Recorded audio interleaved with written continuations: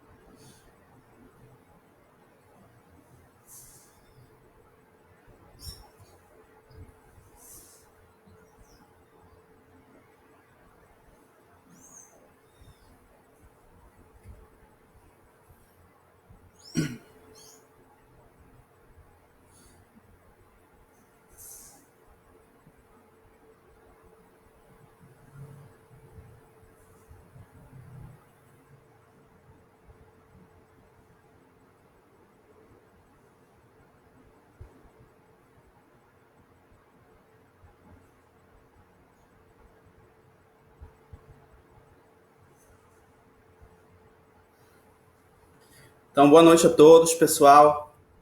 O meu nome é Rony, sou professor da faculdade, da FAM.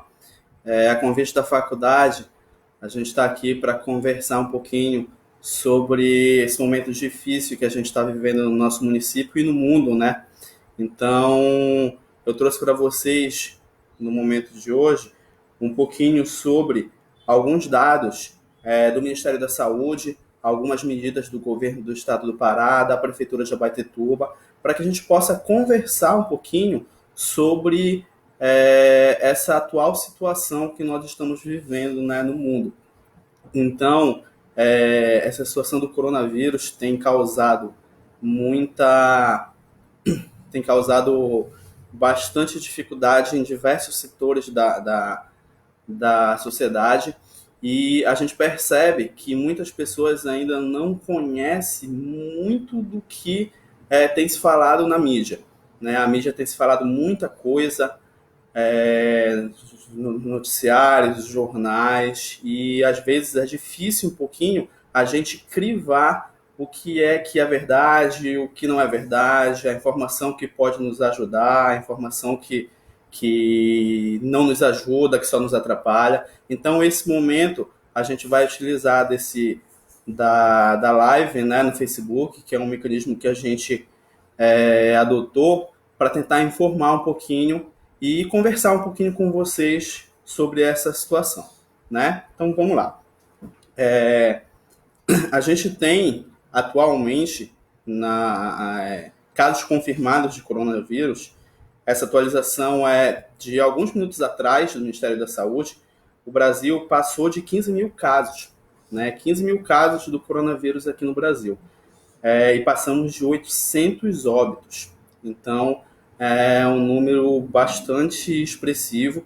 Ainda é mínimo se comparado a outros países do mundo. Por exemplo, a Itália ontem passou de 17 mil óbitos. Os Estados Unidos passou de 12 mil óbitos. Mas a gente tem esses 800 óbitos no Brasil, que comparado a esses outros países ainda é um número pequeno, mas a gente está falando de vidas, né? Então, como a gente está falando de vidas, é importante a gente conhecer os modelos de prevenção e conhecer um pouquinho sobre as medidas que os nossos governantes estão adotando em relação à saúde do nosso estado, do nosso município, né? Então, a gente tem uma taxa de letalidade do coronavírus bastante diferente em diversos pontos do mundo. Na Itália se chegou a 7%, nos Estados Unidos se chega a 4%, 5%. Aqui no Brasil, a gente tem uma taxa de letalidade próxima aos 5%. O que quer dizer essa taxa de letalidade quando a gente ouve falar dos noticiários, né? Quer dizer que a cada 100 pessoas que contraem a doença, 5 pessoas evoluem a óbito, né? Uma taxa de 5% nos mostra que a cada 100 pessoas que contraem a doença, 5 pessoas evoluem a óbito. Então, se a gente for pensar, por exemplo, se 200 pessoas contraem a doença, 10 pessoas vão evoluir a óbito. 300 pessoas, 15 pessoas vão evoluir a óbito e assim por diante. Então, é uma taxa de letalidade que, comparado a outras patologias, é baixa, né? Mas a gente está falando de vidas, né? Então a gente quer cada vez mais baixa essa taxa de letalidade. Então foi comprovado no mundo, e o mundo ele percebeu a duras penas que a taxa de letalidade ela pode ser baixada de acordo com algumas medidas que os governos tomam, né? E dentre elas a principal medida é o distanciamento social, certo? A Itália, que é o país que a gente tem maior número de mortes, como eu falei agora há pouco, passam de 17 mil mortes. O que aconteceu na Itália para essa taxa de mortos ser tão alta, né? Na Itália, os casos da doença começaram a aparecer. Então, somados assim, a gente está falando de grupos de gente, pode falar em grupos de risco, né? Os idosos, os gestantes, são grupos de risco, mas é importante que a gente saiba que não são só esses grupos que evoluem a óbito. Está comprovado que outros grupos, adolescentes, adultos e jovens, também podem evoluir a óbito decorrente do coronavírus, né? Aqui no Brasil, por exemplo, a gente teve um óbito de um adolescente de 15 anos. Né? Então, claro que os grupos de risco eles são mais afetados, mas não é por isso que a gente tem que deixar de fazer a prevenção nos outros grupos, certo? Mas eu estava falando da Itália, né? Na Itália, o que aconteceu para essa taxa de mortalidade ser tão alta, 3 fatores contribuíram, na verdade. A expectativa do italiano é bem maior do que em outros países, né? Porque é um país desenvolvido, então o número de idosos lá é muito alto, né? Então isso é fato. Só que aconteceu lá uma demora das autoridades responsáveis nas medidas profiláticas de prevenção. As autoridades demoraram a perceber a gravidade do problema e demoraram a tomar medidas de precaução, de prevenção. Então isso resultou num grande número de mortes que a gente tem acompanhado pelos noticiários, né? Como eu falei, idosos acabam que estão em maior número nessas mortes, mas pessoas mais jovens também sofrem com isso. Então, sabendo que alguns países do mundo sofreram porque demoraram a tomar medidas, dentre elas a principal, o distanciamento social, o Brasil, a gente acabou que teve uma chance grande, né, de se prevenir. O primeiro caso no Brasil foi, se eu estou enganado, dia 26 de fevereiro. Né? Então, a gente já sabia o que estava acontecendo no mundo Então, as autoridades brasileiras tiveram uma chance de se precaver e tomar medidas antes de a gente evoluir para situações como a situação na Itália, na Espanha. Isso não quer dizer, obviamente, que a gente está livre, né? A gente está no meio da pandemia e as medidas de prevenção ainda são importantíssimas, tá? O, o Ministério da Saúde, ele, se a gente for procurar no site do Ministério da Saúde, o Ministério da Saúde ele coloca um boletim epidemiológico quase semanalmente para a gente. Né? O último boletim epidemiológico foi anteontem, no dia 6 de abril, e colocou que tem todo um histórico, se a gente for conseguir procurar lá, quem tiver curiosidade, é muito legal de ver, está bem explicado, bem acessível de entender o boletim epidemiológico no site do Ministério da Saúde. E o que nos preocupa é que o Ministério da Saúde colocou no seu boletim epidemiológico que a partir do dia 13 de abril, os municípios que não estiverem com um número grande de casos, ou seja, os municípios menos afetados, né? O Ministério da Saúde coloca que volte, que pare o distanciamento social ampliado, né? O que é o distanciamento social ampliado? E isso eles conceituam lá também no boletim epidemiológico. É a questão de que as pessoas devem se distanciar, né, se isolar em suas casas, exceto as pessoas que trabalham em serviços essenciais. Então, as pessoas que trabalham em serviços essenciais continuam o seu trabalho, as outras pessoas devem ficar em casa, a recomendação é essa. Mas essa recomendação, segundo esse boletim de anteontem, vai ser alterada, né? Vai ser alterada do dia 13 de abril, e a gente iria passar para um distanciamento social seletivo, ou seja, somente as pessoas de grupo de risco, idosos, gestantes, portadores de doenças crônicas, que irão ficar nesse isolamento social. Esse boletim preocupa, né? Essa medida do Ministério da Saúde preocupa, porque a gente, como eu acabei de falar, a gente já tem experiências em outras partes do mundo e a gente tem estudos científicos de vários pesquisadores que mostram para a gente que o distanciamento social ampliado, a famosa quarentena, ela é o meio mais seguro e mais eficaz de evitar a proliferação do vírus, né? Então, a partir do dia 13 de abril, o Ministério da Saúde pretende mudar esse distanciamento social e passar para um distanciamento social somente dos grupos de risco. E isso preocupa bastante, né, porque a gente sabe que uma pessoa que não é do grupo de risco, uma pessoa que não tem nenhuma doença crônica, não é idoso, se ele por acaso se contamina, ele pode vir a contaminar o idoso que está isolado lá em casa, né? Pode vir a contaminar a gestante que está isolada lá em casa, e aí a gente duvida muito que esse distanciamento seletivo ele acabe diminuindo o número de casos, né? A gente tem vários estudiosos, a Associação Brasileira de Medicina já se colocou contra essa medida do Ministério da Saúde. O que nos dá uma esperança é que o ministro da Saúde ele deu a entrevista falando sobre essa medida, mas ele assegurou a autonomia dos estados e municípios, né? Ou seja, o boletim epidemiológico orienta que os estados e municípios façam isso, né? A partir do dia 13 de abril, o município que não for muito afetado, passe para o distanciamento seletivo, somente o isolamento dos grupos de risco, mas o ministro da Saúde afirmou a autonomia dos governadores e prefeitos. Ou seja, o governador e o prefeito, eles podem não acatar essa recomendação do Ministério da Saúde, né? Então, isso aí é uma esperança que a gente consiga manter o isolamento social ampliado e assim tentar cada vez mais diminuir a incidência do coronavírus na nossa sociedade, né?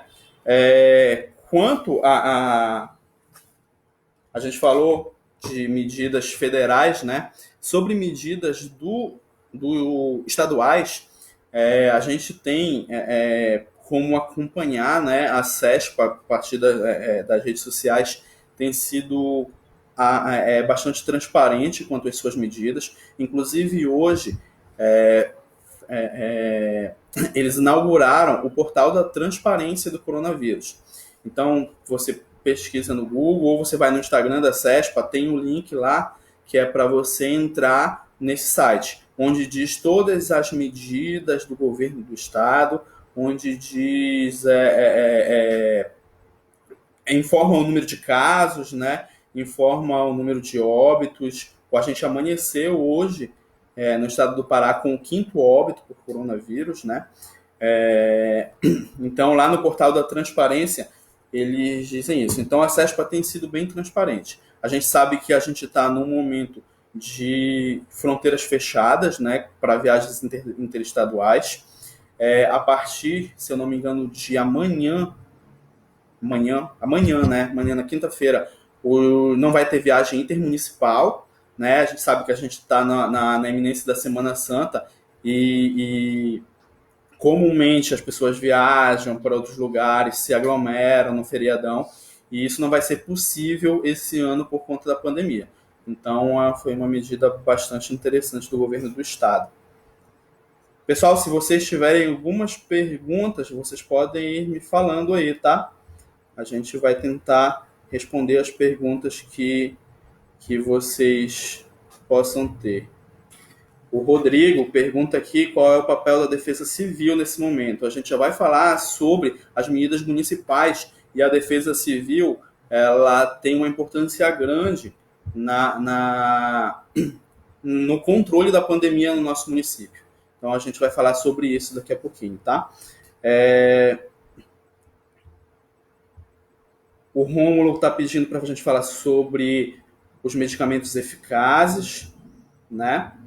Então, sobre esses medicamentos eficazes, Rômulo, a gente tem acompanhado muitas pesquisas, né? Muitas buscas dos cientistas de medicação, de vacina, e infelizmente a gente não tem nenhuma confirmação de medicação eficaz, de vacina eficaz, né? O que nas últimas semanas teve um grande comentário sobre foi o uso da hidrocloroquina e da azitromicina, né, junto para reduzir os sintomas e tentar curar esses pacientes do coronavírus.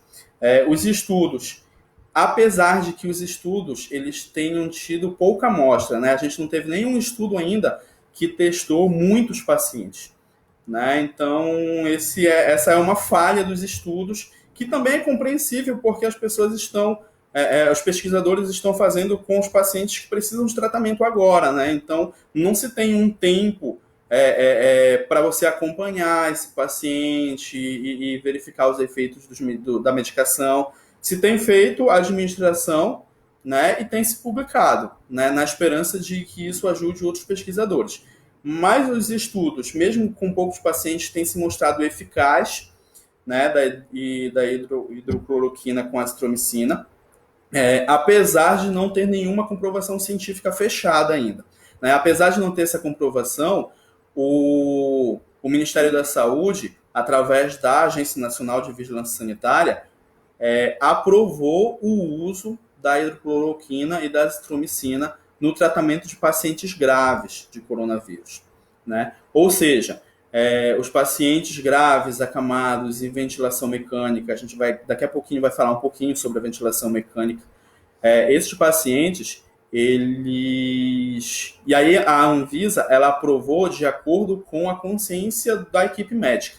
Ou seja, não tem nem nada comprovado, mas a equipe médica, de acordo com o quadro do paciente e devido ao desconhecimento de uma medicação exclusiva e eficaz, pode usar a hidrocloroquina e a azitromicina, né? Então, é a medicação que está sendo aprovada, que foi aprovada no território brasileiro para doentes graves, né? Para pacientes graves. Eu entrei em contato com a CESPA, inclusive, e a CESPA fez a compra, né, de milhares de comprimidos de hidrocloroquina e de azitromicina, e eles se respaldam, essa compra é respaldada por essa decisão da Anvisa, né, de aprovar o uso desse medicamento em pacientes graves. Então, eles informam que a partir de amanhã, quinta-feira, dia 9, eles vão começar a distribuir no território estadual. Tá? Então, a gente espera que logo achem, né, uma medicação, uma vacina. Se a gente for pesquisar na internet, tem várias notícias falando sobre isso, né? Tem alguns países que estão perto, tem alguns países perto da vacina, alguns países perto da medicação, mas exatamente até hoje, né, dia 8, a gente não tem nenhuma medicação comprovadamente eficaz, e o que se sabe é que o sistema imunológico do paciente que contrai o coronavírus se cura, né? Ou eventualmente evolui a óbito nos casos mais graves. Tá? A gente sabe, pessoal, falando um pouquinho sobre a questão do que é muito falado também nas mídias sociais, sobre o colapso do sistema de saúde, né? É muito falado isso, e é bastante pertinente, né? Porque a gente sabe que o vírus, como a gente falou no início, ele tem uma letalidade baixa, mas ele tem um poder de transmissão muito alto, né? Então, ele infecta as pessoas rapidamente. Isso é conhecido do vírus já. Então, um grande problema de a gente ter muitas pessoas infectadas seria a questão de não ter leito se esses pacientes evoluíssem para uma doença grave, né? Aqui no Pará, por exemplo, de acordo com o site do Ministério da Saúde, a gente tem 13.584 leitos de internação, né? Do SUS, nós temos 10.300 leitos de internação. Tá? Trazendo aqui para Abaetetuba, nós temos 224 leitos de internação. Então, imagina só, aqui em Abaetetuba, a gente tem 150 mil habitantes para cima, né? Com 224 leitos de internação. Então, como o vírus tem uma transmissão muito grande, infecta muitas pessoas, daí se tem a necessidade de tentar barrar essa proliferação do vírus, né, com o distanciamento social. Porque se a gente tiver muitas pessoas adoecendo, o sistema de saúde não vai conseguir suportar e acomodar essas pessoas para fazer um tratamento bem feito, né? Isso não é questão de profissional de saúde, de um hospital ser ruim ou não, é porque não vai ter leito realmente. A gente tem 224 leitos aqui em Abaetetuba para uma população de 150 mil habitantes. Então é bastante grave, uma discrepância grande desses números, né? E esse quadro piora um pouquinho quando a gente fala de pacientes graves. Então, esses pacientes graves que precisam evoluir por uma situação de ventilação mecânica, aqui em Abaetetuba, foram entregues 5 leitos ontem, né? Então a gente tem 5, se eu não me engano, já tinham 2 leitos, né, com ventilação mecânica. Então agora nós temos 7 leitos para pacientes graves, numa população de 150 mil habitantes, né? Então isso é bastante grave, né? É bastante preocupante esse número. Quando a gente fala de ventilação mecânica, gente, o que é que a gente A gente ouve, né, o respirador mecânico nas mídias sociais. Algumas pessoas desconhecem o que é o respirador mecânico, né? Então, como é que acontece? Esse paciente grave com coronavírus, eventualmente, ele pode desenvolver, ele pode evoluir para uma insuficiência respiratória grave. Ou seja, ele não vai conseguir respirar, a grosso modo, né? Os dois pulmões dele não vão suprir a necessidade de oxigênio que o corpo dele precisa. Então, esse paciente, ele precisa de um aporte extra de oxigênio, né? E daí entra a ventilação mecânica. Ela pode ser uma ventilação não invasiva, ou que é quando se coloca a máscara no paciente. Tem algumas formas de fazer a ventilação mecânica. Pode ser o catéterzinho de oxigênio no nariz, pode ser aquela máscara grande que se coloca no paciente. Para o aparelho, o respirador mecânico, fica dando esse aporte de oxigênio para o paciente para ele conseguir manter as suas funções vitais, né? Então, essa é a ventilação mecânica não invasiva. Existe também o caso de que o paciente precisa ser entubado, porque ele está precisando de muito oxigênio e o corpo dele não está suprindo nem um pouquinho da necessidade dele. Então, esse paciente é entubado e o respirador mecânico faz a grosso modo, faz a respiração por ele, né? Trabalha por ele. O grande problema também dessa questão da ventilação mecânica é que, claro, existe o aparelho lá, mas deve-se ter o profissional para operar o aparelho, obviamente, né? E a gente tem que lembrar que os profissionais de saúde também estão susceptíveis à infecção do coronavírus, né? Então, imagina se a gente tiver um grande número de profissionais de saúde contraindo a doença, tendo que ser afastados. Quem é que vai operar esse ventilador mecânico nas UTIs, quando o paciente grave precisar, né? Então, mais uma vez, mais um motivo onde se justifica a necessidade do distanciamento social para se proteger os próprios profissionais de saúde, certo? Inclusive, uma questão que é preocupante aqui em Abaetetuba. Eu sou fisioterapeuta, né? Eu conheço vários fisioterapeutas aqui em Abaetetuba, talvez a grande maioria. Eu não conheço fisioterapeuta aqui em Abaetetuba trabalhando com ventilação mecânica, né? Não sei se tem um profissional responsável por isso aqui no município. Alguns municípios, a fisioterapia em UTI é tão importante que é proibido não ter fisioterapeuta em UTI, porque geralmente quem manipula esse aparelho, o ventilador mecânico, é o fisioterapeuta, né? Então a gente tem essa carência de profissionais aqui no nosso município, né? Se alguém conhecer um fisioterapeuta que trabalhe aqui em Abaetetuba com ventilação mecânica, pode colocar nos comentários, né? Eu conheço muitos aqui em Abaetetuba. Nós nem somos tantos, mas eu conheço muitos e não conheço ninguém que trabalhe com ventilação mecânica. Então dá para entender a necessidade do distanciamento social, né? Mais um motivo que faz o distanciamento social ser importantíssimo, tá? Eu vou dar uma olhadinha aqui nos comentários, gente, rapidinho. A Diana está falando um pouquinho sobre a falta de equipamento de proteção individual para profissionais de saúde. Isso é uma realidade que ultrapassa esse tempo de pandemia, né? A gente sempre tem essa realidade no nosso país.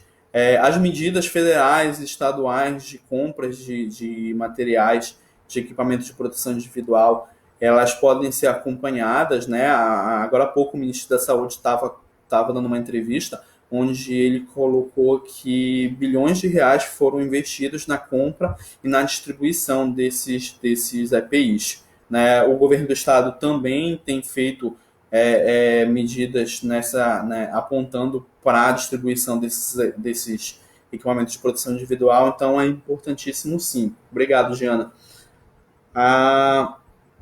O clima amazônico favorece a proliferação ou não possui relação? Isso foi, a professora Kelly está perguntando, isso foi uma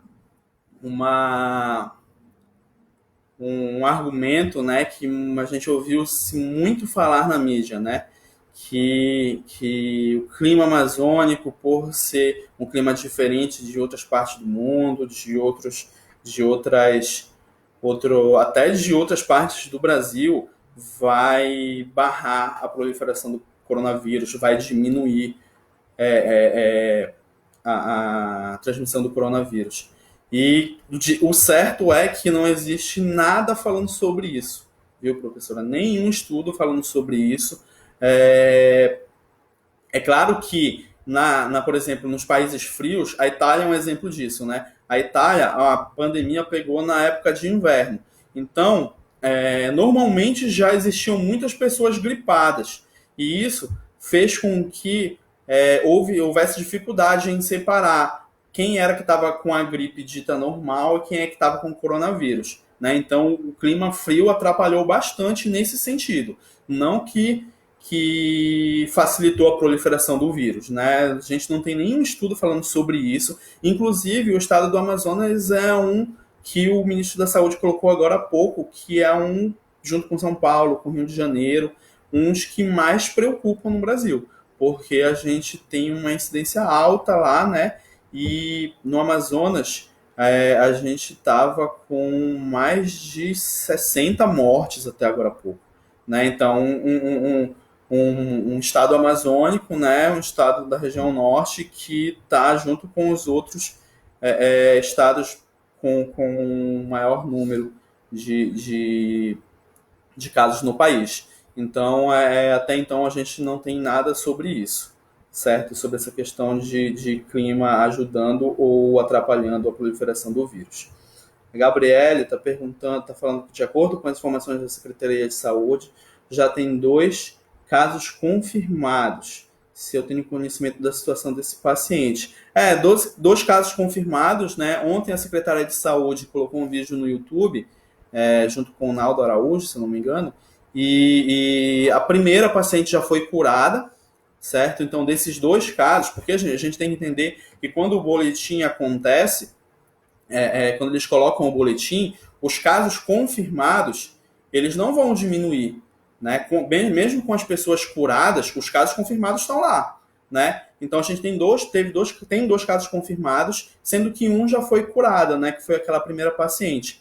E o segundo caso, a secretária de saúde colocou para a população ontem que não foi um caso de transmissão comunitária. Né? O portador ele veio de outro município, já com sintomas, e já acionou a rede de saúde e já ficou em isolamento. Né? Então,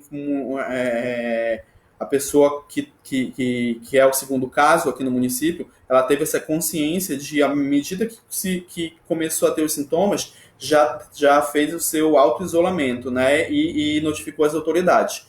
Então, foi uma medida louvável dessa pessoa, né? Então, é o segundo caso e, segundo a secretária de saúde, está estável, está tudo bem, está em isolamento domiciliar junto com as pessoas que moram com ele, certo?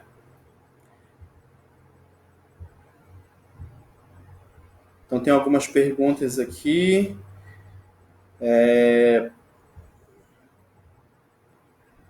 Quanto tempo depois dos sintomas do vírus aparecem após ser afetado? Né? Então, isso é uma coisa que também é conhecida, isso a gente chama de período de incubação, que é o momento onde a pessoa é infectada até começar os sintomas. Né? Então, esse período de incubação do coronavírus dura de 7 a 14 dias, é o que se diz na literatura.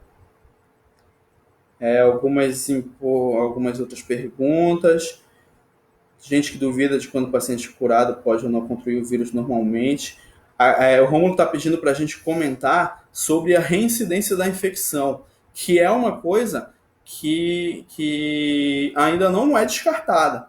Né? A pessoa que contraiu o coronavírus, ela eventualmente se cura, ela não está livre de contrair de novo. Né? Então é uma coisa que a gente precisa ter muita consciência de que não é porque a pessoa está curada do coronavírus que ela não tem risco de contrair de novo.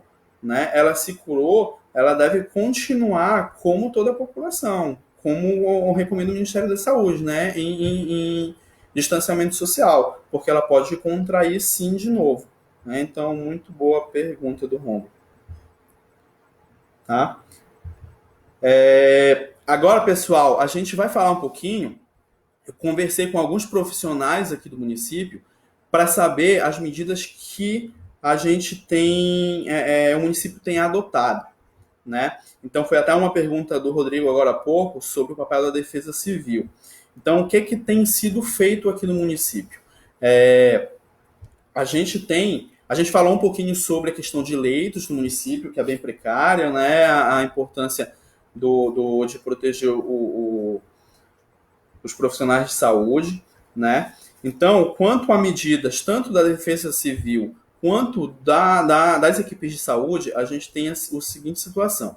A Defesa Civil, junto com a Polícia Militar, eles estão fazendo uma barreira sanitária no portal e em frente ao batalhão da PM.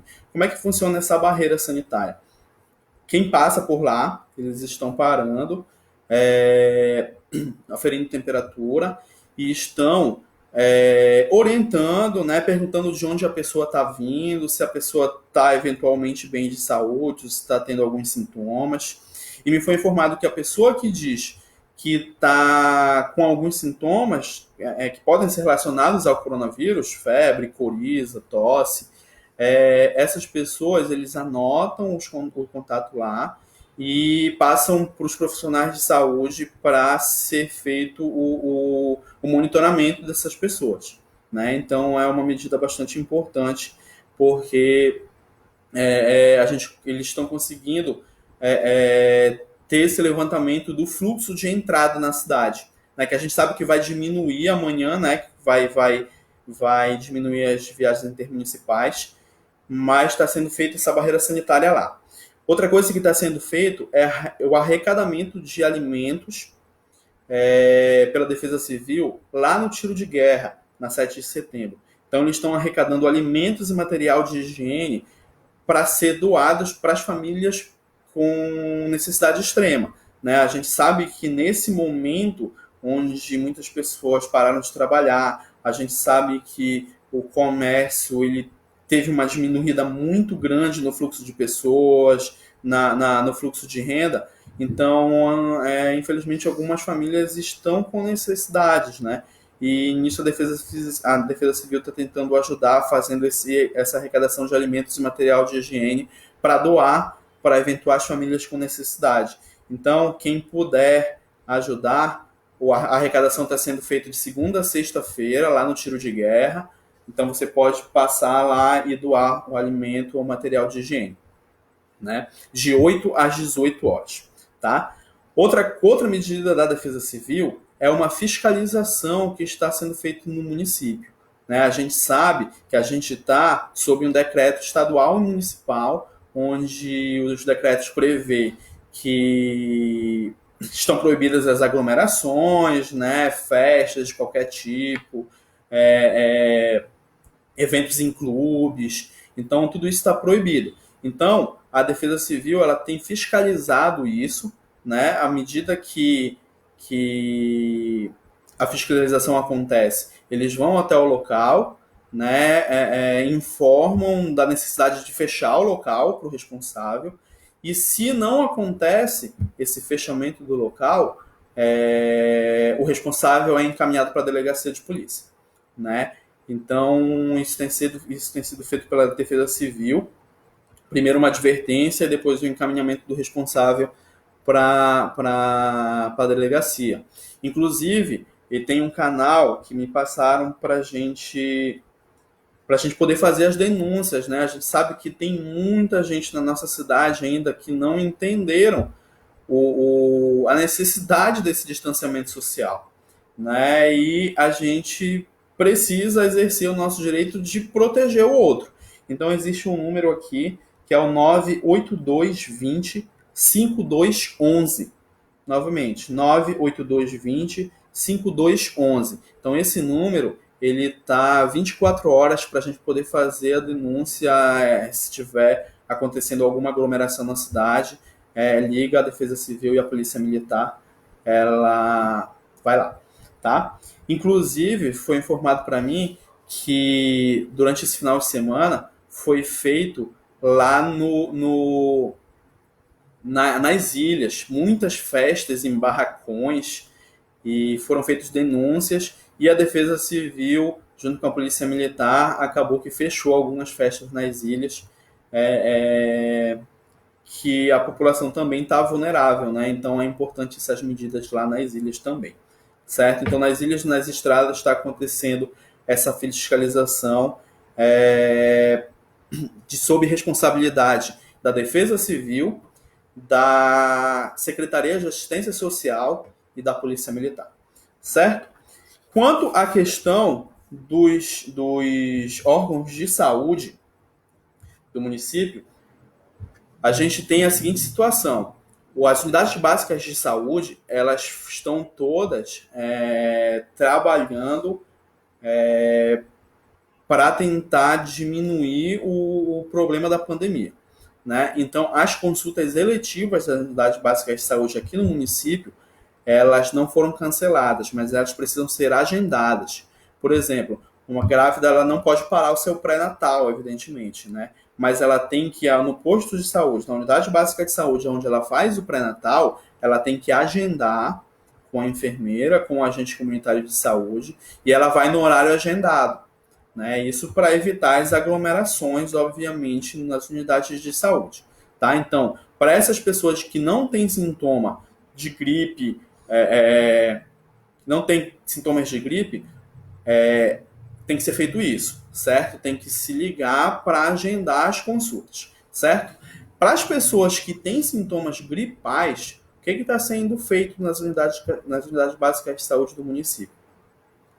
A pessoa vai até a unidade básica de saúde, se tiver algum sintoma, coriza, febre, tosse, e ela passa por uma triagem, né? Ela faz um acolhimento, a equipe médica vai analisar os dados, vai fazer o exame, e essa pessoa ela é orientada a ficar em isolamento domiciliar, né? Isso se ela já tiver sintomas gripais leves, né? Ela já é orientada a ficar em isolamento domiciliar, certo?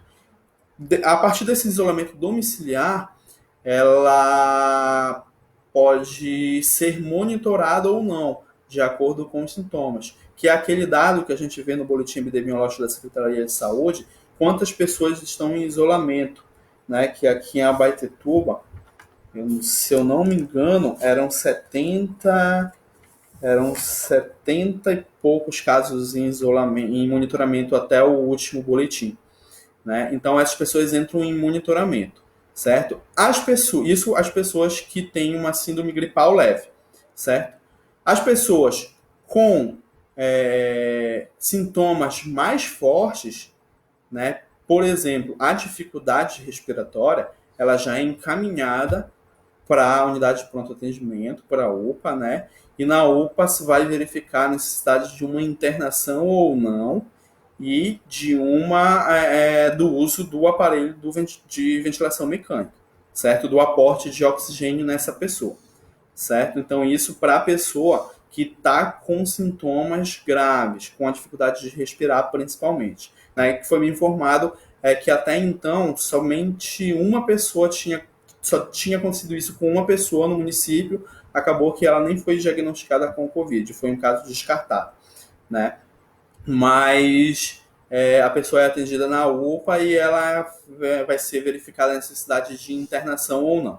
Se a pessoa não fica internada, ela vai para sua casa, também fica em isolamento domiciliar e a Secretaria de Saúde ela aciona a vigilância sanitária. Existe uma equipe treinada para ir coletar o exame da pessoa em domicílio, certo? Então a equipe vai, coleta o exame da pessoa na casa dela, né? Faz o swab das duas narinas e da orofaringe e envia o exame até o LACEN, em Belém. O LACEN é um laboratório que está fazendo os testes para o Covid. E foi me informado que o tempo entre enviar o exame para o LACEN e receber os resultados é de aproximadamente 7 a 10 dias, porque o LACEN é o único órgão que está fazendo isso no estado todo. Então, acaba que demora um pouquinho, certo? Os testes rápidos que têm sido prometidos pela CESPA, tem até no Instagram da CESPA que vai chegar a 14 mil testes rápidos. Inicialmente, vai ser realizado nos profissionais de saúde. Por quê? Porque os profissionais de saúde que já estiverem infectados vão ser afastados do trabalho, né, para entrar em quarentena, em isolamento domiciliar, e os profissionais que não estiverem infectados vão continuar trabalhando. Então, inicialmente, esses testes rápidos, quando chegarem aqui no município, que até ontem não existia previsão, vão ser feitos primeiros nos profissionais de saúde, certo? Então, eu vou dar uma olhadinha aqui nos comentários de novo. A Patrícia, vi uma reportagem sobre... A Patrícia é minha colega, fisioterapeuta. Vi uma reportagem sobre as possíveis complicações que futuramente os pacientes acometidos pela Covid-19 poderão apresentar, né? Então, eu vi essa reportagem também, mas que não foi nada confirmado. E, na verdade, não tem nada confirmado ainda, né, Patrícia? Onde essas pessoas que apresentaram o Covid agora, no futuro possam ter alguns sintomas, mas isso realmente não foi.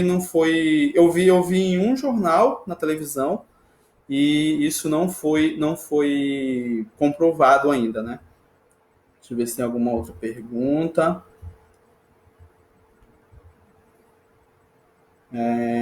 Ok.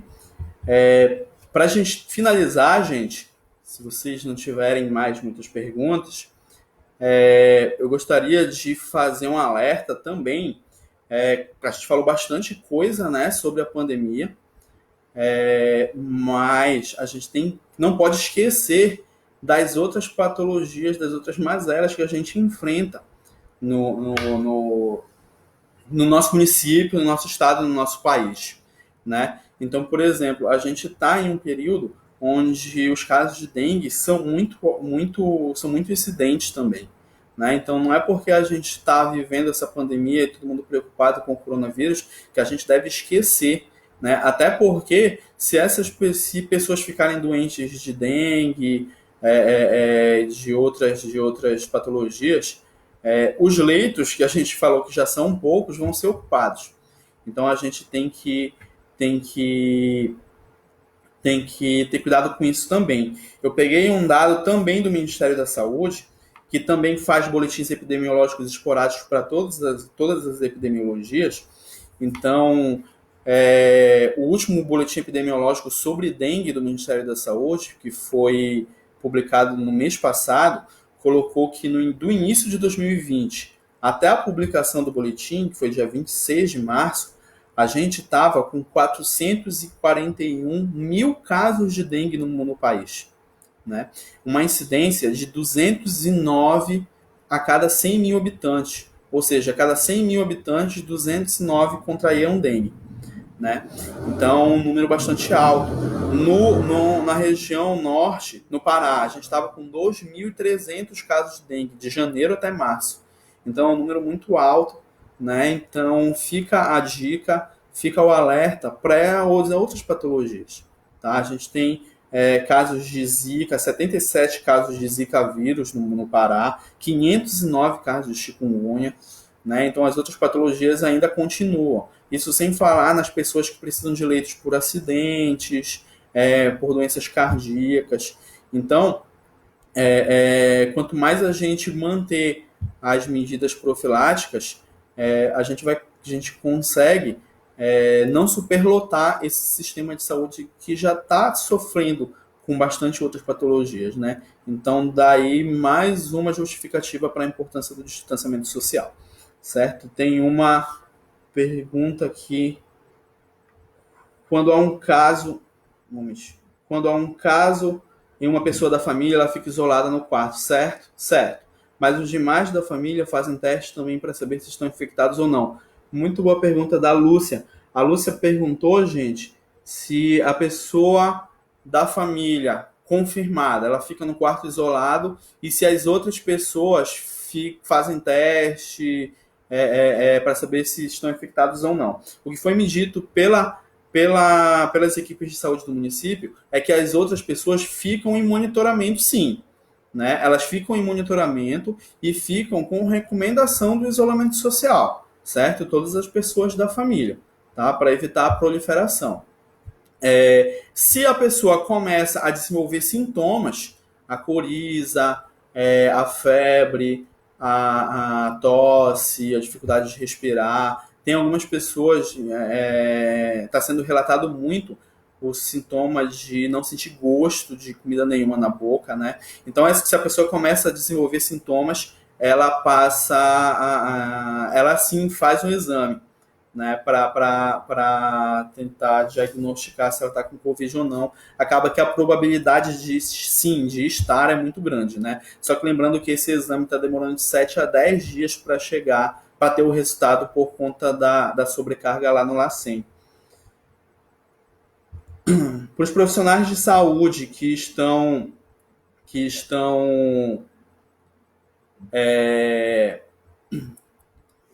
assistindo a live, né, no final de março, o Ministério da Saúde decretou que todos nós devemos nos cadastrar no site do Ministério da Saúde, né, fazer o curso de capacitação online, que se porventura a gente for convocado para realizar um trabalho nessa situação de pandemia, a gente poderia ser convocado, tá? Então, é a obrigatoriedade de todo profissional de saúde, tá?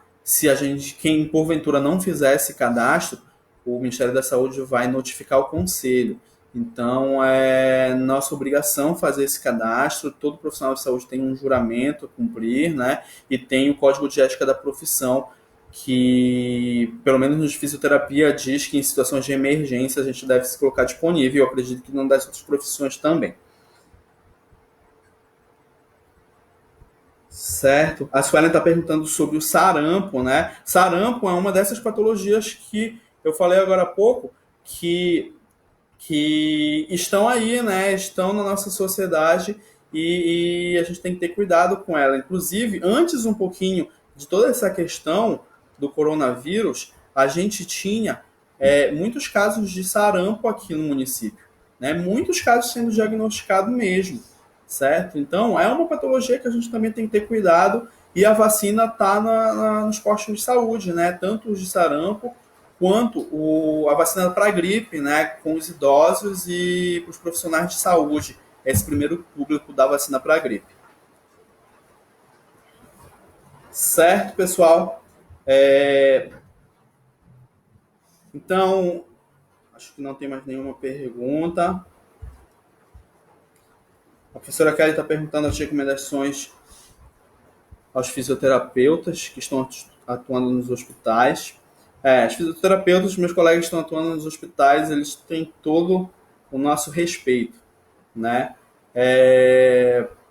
Como eu falei agora há pouco, a profissão fisioterapeuta na UTI, em muitos municípios é obrigatório ter o fisioterapeuta na UTI, porque o fisioterapeuta, junto com aquele aparelhinho que a gente tem ouvido muito falar, o ventilador mecânico, salva vidas, né? Salva vidas, e isso é importantíssimo. Então, eu deixo o meu abraço para os meus colegas fisioterapeutas que trabalham em hospital, porque junto com todos os outros profissionais de saúde, né, todos os colegas que estão trabalhando nos hospitais, sem vocês o Brasil já tinha ido abaixo, certo? Então, pessoal, o Alan deixou um comentário aqui. Só esclarecendo, professor, que o grupo de crise envolve a Secretaria de Saúde, Defesa Civil, Secretaria de Meio Ambiente, Secretaria de Ação Social, Vigilância Sanitária e Secretaria de Administração. Muito bem, tá até o que o Alan falou, tá até naquele primeiro decreto municipal, né? Que fala que todas as secretarias estão envolvidas nesse momento de crise, né? Então, eu agradeço aí ao Alan, que foi inclusive quem me deu as informações sobre o trabalho da Defesa Civil. Certo, pessoal? Então, eu agradeço a todos que estiveram aí comigo nesse momento de esclarecimento, tá? Vamos tentar fazer mais algumas vezes. Quem entrou no meio da live pode voltar, vai estar no Facebook da faculdade, não pode assistir tudo de novo, tá? Deixar só uma mensagem que a gente sempre fala para os nossos alunos quando a gente fala sobre saúde pública, né? A gente, quando está trabalhando com saúde pública, com saúde coletiva, com comunidades, a gente sempre pega a informação como um meio de disseminar a saúde, né? Então, nós temos a obrigação de informar para os nossos pacientes, para a sociedade, para a comunidade, as medidas preventivas corretas de prevenir determinada doença, né? Então, isso eu sempre falo para os meus alunos. Neste momento de pandemia, eu acredito que não só os profissionais de saúde, mas todos nós cidadãos temos a obrigação de informar o correto, né? A gente tem aqui a gente sabe que hoje em dia a gente tem muito acesso a notícias, a redes sociais, quase simultaneamente a gente tem acesso, mas a gente tem que lembrar que nossa região amazônica, a gente tem muitos povos isolados ainda. A gente tem população indígena, a gente tem população quilombola. Aqui no município a gente tem 72 ilhas, né? Então, não é correto a gente pensar que 100% das pessoas estão cobertas por essas informações, né? Isso quem dera se acontecesse isso, né? Então, a partir do momento que eu tenho pessoas que desconhecem informação que para a gente possa parecer simples, eu que tenho essa informação tenho a obrigação de passar a informação correta para essa pessoa, né? Eu tenho patologias aqui no Pará que são prevenidas pela informação. O Pará é o segundo estado no país com maior incidência de câncer de pênis, por exemplo. O câncer de pênis é uma patologia que é prevenível lavando o pênis com água e sabão, né? Só que porque eu tenho altos índices aqui no Pará, no Maranhão, no Amazonas, porque as pessoas desconhecem a informação, né? Então, nesse momento de pandemia, nesse momento que a gente está vivendo, além de cumprir com o isolamento social, cumprir com os hábitos higiênicos, lavar bastante a mão, higienizar as superfícies, a gente tem a obrigação também, e é uma medida profilática, de informar, né? Informar e tentar conscientizar as pessoas ao nosso redor para adotar essas medidas também, tá? Só assim a gente vai conseguir passar por esse momento difícil aí, tá? E eu espero que todo mundo tenha gostado. Muito obrigado pelas perguntas, quem participou nos comentários, tá? Repito, quem chegou pelo caminho, no meio da live, pode ir no Facebook da faculdade, que vai estar desde o início lá, tá bom? Até a próxima, pessoal. Boa noite. Tchau, tchau.